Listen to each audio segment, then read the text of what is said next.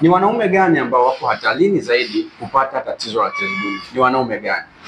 Kwanza, tezi dume haimpati kila mtu, isipokuwa wanaume wenye umri mkubwa ndio wako hatarini zaidi kupata tatizo hili la tezi dume.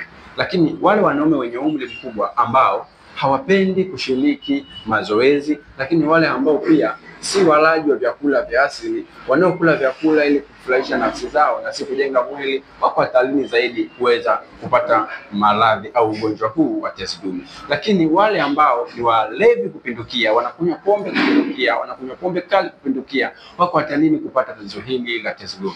Na wale ambao ni wavutaji wa sigara kupita kiasi, pia wako hatarini kupata tatizo hili la tezi dume. Na wale ambao waliwahi kuumwa magonjwa ya zinaa kwa muda mrefu na hawakuyatibu, inaweza kuchangia pia kuwepo kwa tatizo hili la tezi dume. Lakini wewe ambaye pengine una matumizi makubwa sana ya madawa yenye kemikali na madawa ambayo yana sumu kali, inaweza kuathiri mfumo wako wa figo, kibofu pamoja na tezi. Kwa hiyo ufanye nini sasa? Ni kuweza kubadilisha mtindo wako wa maisha, kuishi maisha mazuri. Ila kwa kuwa tayari umeathirika na tatizo la tezi dume, inakupasa uweze kupata virutubisho ambavyo vitakusaidia moja kwa moja kuweza kuboresha afya yako ya tezi na kurudi katika mpangilio unaotakiwa. Niko hapa kukusaidia. Naitwa Dr. Emmanuel, daktari wa afya binadamu. Thamini afya yako na uweze kuishi maisha marefu. Asante, usisahau kufollow page yangu.